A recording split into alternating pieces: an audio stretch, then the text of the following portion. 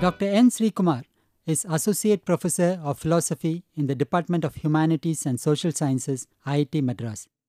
He specializes in hermeneutics, bioethics, and Indian philosophy, and also explores phenomenological, medical, and philosophical conceptions of well-being and the various aspects related to them. He offers courses in European and Indian philosophies, Gandhian philosophy, and ethics. A gold medalist in post-graduation, Dr. Srikumar did his PhD from the Central University of Hyderabad after completing MPhil from the same institution. Before joining IIT Madras in 2003, he worked in BITS Pilani. He is an associate of the Indian Institute of Advanced Study, Shimla. Dr. Srikumar is member in many academic bodies and associations. Apart from academic publications, he also writes in many English and Malayalam periodicals and magazines. Welcome to the UGC lecture series on biomedical ethics. We are going to see some of the important issues which we face in India today with regard to this whole idea of biomedical ethics. Topics which we are going to discuss today are: what is ethics, what is biomedical ethics, which I call BME, and why biomedical ethics, the importance of biomedical ethics. Then we will see the history of biomedical ethics, ancient, modern, and contemporary approaches. That will be seen in the contemporary approaches will be seen in subsequent lectures. In today's lecture, we will concentrate on the two approaches by Charaka and Susruta, the ancient Indian physicians, and also the Chinese approach, the ancient Chinese approach towards biomedical ethics. So, we will begin with certain facts about what is happening in India today, right now. See, there are certain facts which are really shocking. For instance, more than 200 people died between January and June 2012 due to serious adverse events during clinical trials. All of us know that clinical trials take place in various parts of the world and also in India, where apart from animal experimentations or after that, human beings are actually involved. And when it takes place in places like India, developing countries, there are several factors we need to keep in mind, and there are several potential dangers. So, these incidents actually point to such potential dangers, how people can be exploited. And in 2011, 438 cases of SAE were reported, of which 16 were found to be due to clinical trials. And again 2010, 668 cases were reported, of which 22 were caused due to the trials. And again, if you go further, a trial administered in conjunction with the state government led by a US based NGO, PATH, recruited hundreds of tribal girls without parental consent. So, this is another major issue, consent, for example. Subsequently, we will explain what, or we will try to understand what this concept of consent is.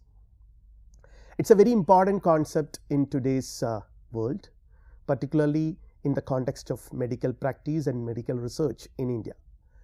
But this, and it refers to a fundamental human rights. Before a particular medicine is administered or an experiment is conducted, consent needs to be taken from the concerned people.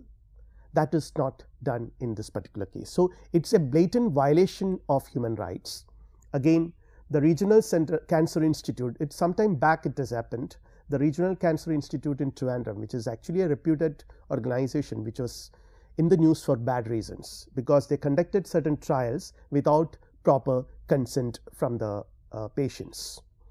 So, patients were given the impression that they were treated, but instead of administering medicine for their illness, they were actually being part of an experiment without their knowledge, without their consent. This is again a violation of fundamental rights. And doctors at a government hospital in Indore conducted several private trials that violated the ethical guidelines. So, such things are quite common in developing countries and also in India, which is actually a shocking realization for us in the 21st century. And there are certain other issues as well which rather attract our attention. Say for instance, a couple of years back, or rather last year, in fact it was in 2012, The death of Dr. Savita Halapnova on October 28, 2012 at University Hospital in Galway in Ireland.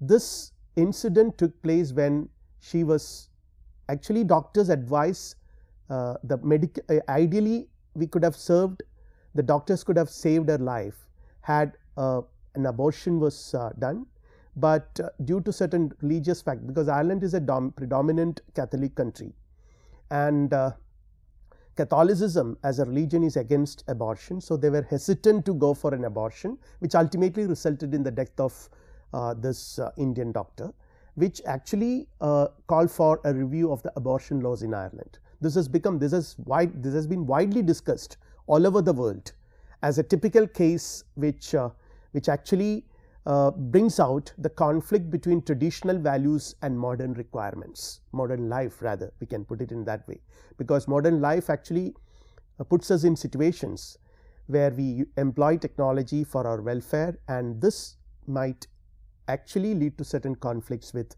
certain traditional values. And the Aruna incident in Mumbai 2 years back, which again was widely discussed. There were debates about euthanasia in India, and it was for the first time probably very active debates about euthanasia. What is active euthanasia, passive euthanasia, all kinds of things, with all these details were discussed by the Indian media in this context. So the contemporary life actually brings in or introduces several such concerns, several such ethical dilemmas in modern life. So in this context, let us now try to understand, let us now approach our topic, today's topic, biomedical ethics in India, or I would rather put it in this way, it is medical ethics in India.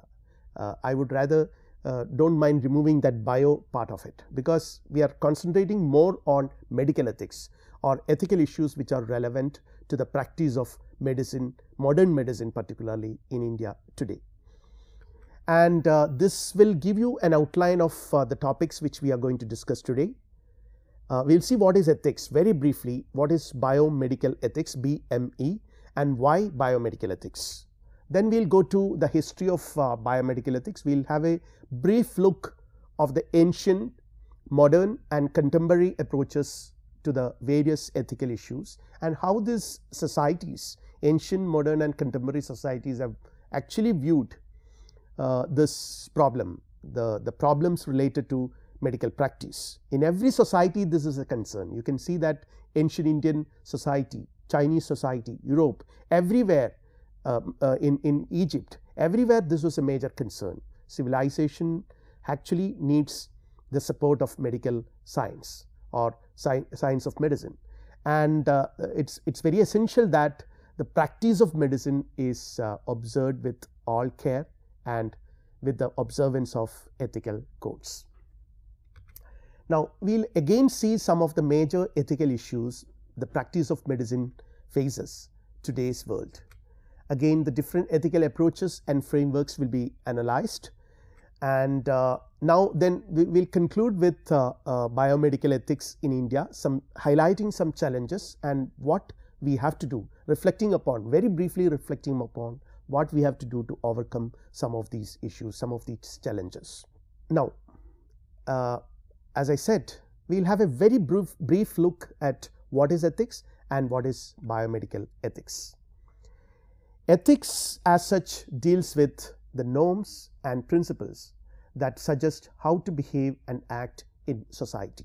So there are several definitions of ethics. I am not entering into those details here, just to understand that ethics as a discipline, it's usually traditionally it is called it's called as a normative science, which deals with certain norms.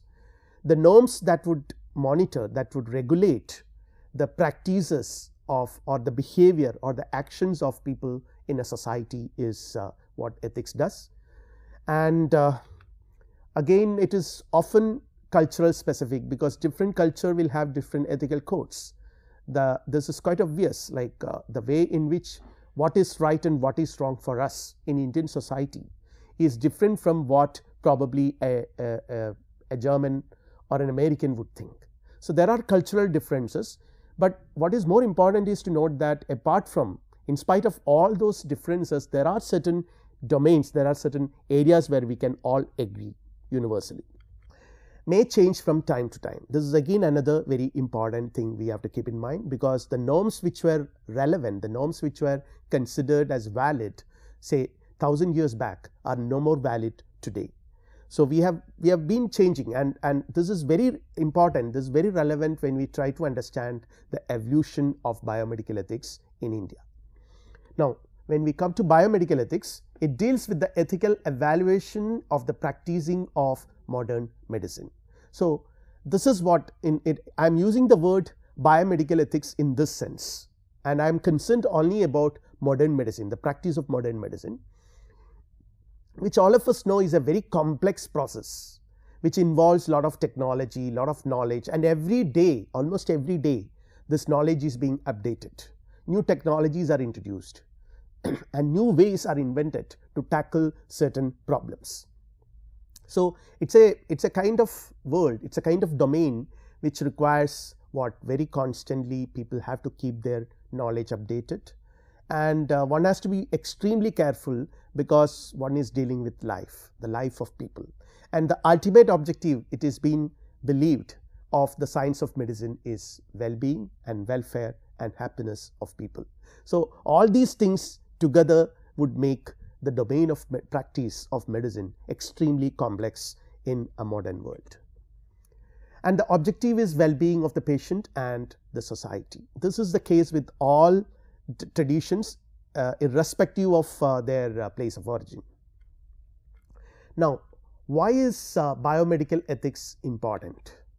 Because, as I already mentioned, clinical practice today is a complex process with new technologies, new possibilities, new risk factors, etc.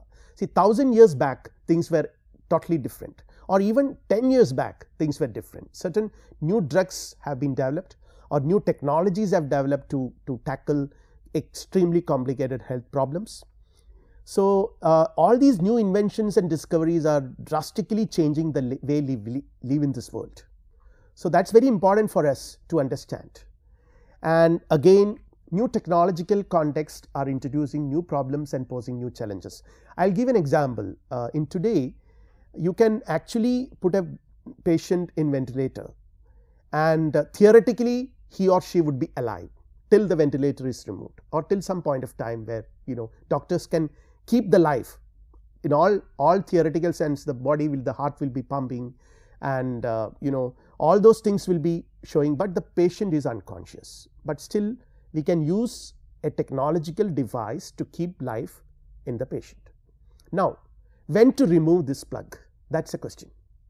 So this was a problem which never existed, or which our predecessors never faced. This is something which we face in the modern world. So the new technological context in that sense are introducing extremely complicated new problems. See, for example, abortion. Abortion is another kind of, there are several technologies used for abortion, which is again causing complex ethical challenges for the modern man. Now, policies are rapidly changing, which add to the complexities. Government policies, the policies of drug manufacturers and pharmaceutical firms, particularly of governments, this is very rapidly changing. So this also add to the complexities of the situation. And then again, there is, whether we like it or not, a conflict of interest between different stakeholders, which are the stakeholders are patients, physicians, other healthcare professionals, hospital management, insurance providers, government, etc. Often this happens. Like, for example, the hospital which functions like a corporate organization might have invested a lot of money for establishing the infrastructure, the new machinery and other things. Naturally, it has to get back its money from the patients. So it's quite natural that hospitals might start functioning like corporate organization with a motive of profit maximization. And naturally, in this kind of a bargain, each stakeholder will have a role. There are managers, there is management, managers, doctors, nurses, and of course patients and government. Each of these stakeholders will have a role to play, but then naturally everyone would try to protect their interest. The interest of the patient is to to regain health, well-being, and then also he or she is interested to ensure that he or she is not being exploited by the hospital authorities. But naturally the hospital authorities will have to make a lot of money from for profit maximization. They would push that their physicians and other healthcare workers in the organization to sort of negotiate with the patients in several ways, which include unethical ways. So these are causing a lot of complex ethical challenges in today's world. Again, institutionalization of medicine and healthcare, which is actually what I mentioned in the previous point when I discussed about the commercialization of medicine, or hospitals started functioning like commercial organization or industrial organization with the motive of making profit. Then again, commercialization of healthcare, medicalization of man. This is another very complex philosophical, theoretical as well as practical problem, where man, human body, is medicalized. So there are other aspects of human life which is neglected. Rather, the body is being treated as a machine, as an object with certain properties which is examined, and certain strategies were adopted to rectify, or if I am allowed to use the word, quote unquote, repair the body just like you repair a machine. So medicalization of man is again a civilizational problem which modern man faces today. Again, there are very serious cultural issues, like there are conflicting values, because as you know, modern medicine is a global enterprise today.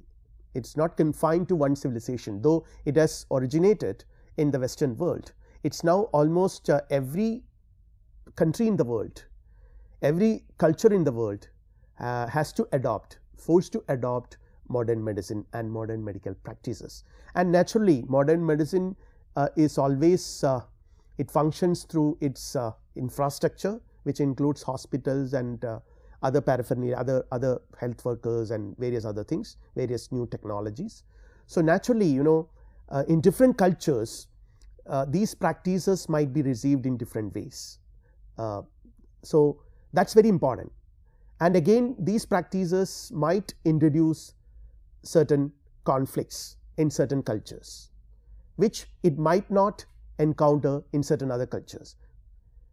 Okay, so these are what I mean by cultural issues, which is very important as far as India is concerned. With this, let us have a short break now, and we'll continue the lecture after the break.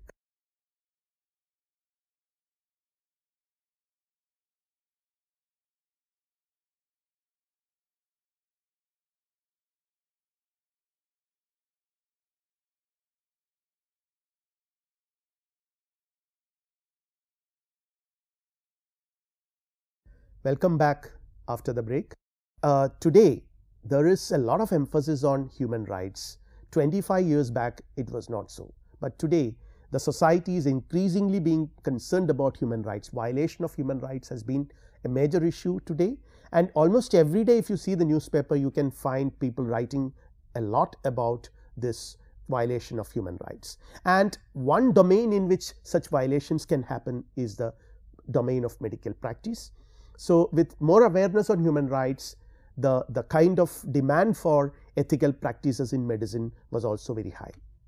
Against paternalism in all fields of society, this is another one. Society is moving towards, human societies, many human societies are moving, increasingly moving towards a non-paternalistic paradigm. But in traditional societies, for example, medicine has been always a kind of a practice where the physician was treated as almost equivalent to God, and who is also considered as the final authority on your health issues, and what medicine you are going to take and what kind of well-being you are going to have. But today's modern society demands that individuals, even the layman, every patient has a very important role to play in deciding what his or her conception of well-being is. And it's very important that the physicians and other healthcare professionals and institutions should respect individuals' views about or individuals' perspectives about what is well-being and what is welfare and what is health. Again, there is demand for wider social control of science and research, because science and research, there is a concern that scientific research in all domains is an expert domain. So, these expert domains are far removed from what is, or rather there is a kind of unconnectedness felt by the society, that they are far away from the general concerns of the society, or to put it in other words, the general ethical or moral concerns of the society. These expert domains are blind to them. They are not interested to listen. They consider them as irrelevant. But society now have started, many societies have started asserting their right. They would argue that there should be more and more social control of science or scientific research in every society. And rise of feminism, which actually is a very important point, which opposes the paternalistic approach in all fields, including medicine. Legalization and litigation. Litigation is another process through which the public can actually interfere. The public can actually assert its rights and demand justice from expert domains like medicine. So, a lot of litigations in the court now, a lot of cases have been filed in the court of law by patients and other stakeholders against hospitals and physicians. Cost of medicine. This is again another very important area of concern, because we can see that the pharmaceutical firms, the cost of medicine is going up every day, almost every day. And the pharmaceutical firms, as all of us know, they are corporate organizations. Their prime motive is to make profit. There is nothing wrong about it. They have to make profit to support their research. But in the name of research, some drugs and some medicines are exorbitantly priced, so that the people who actually need them are unable to afford. They cannot buy it. And so there is a conflict between the cost of medicine, which is as the result of the right of corporate pharmaceutical firms, versus the public interest, the interest of the people. And this is actually reflected also genuine medical demands versus market demand. This can be explained by citing an example. There is a lot of demand for medicine for AIDS in third world countries, particularly in Africa, Latin America and Asian countries. And the drug manufacturers, pharmaceutical firms are not that keen to produce or sponsor research in this area, because since the demand comes from these countries, these developing countries or underdeveloped countries, they would fail to find a market in these countries, because they won't be able to sell their medicine at high prices.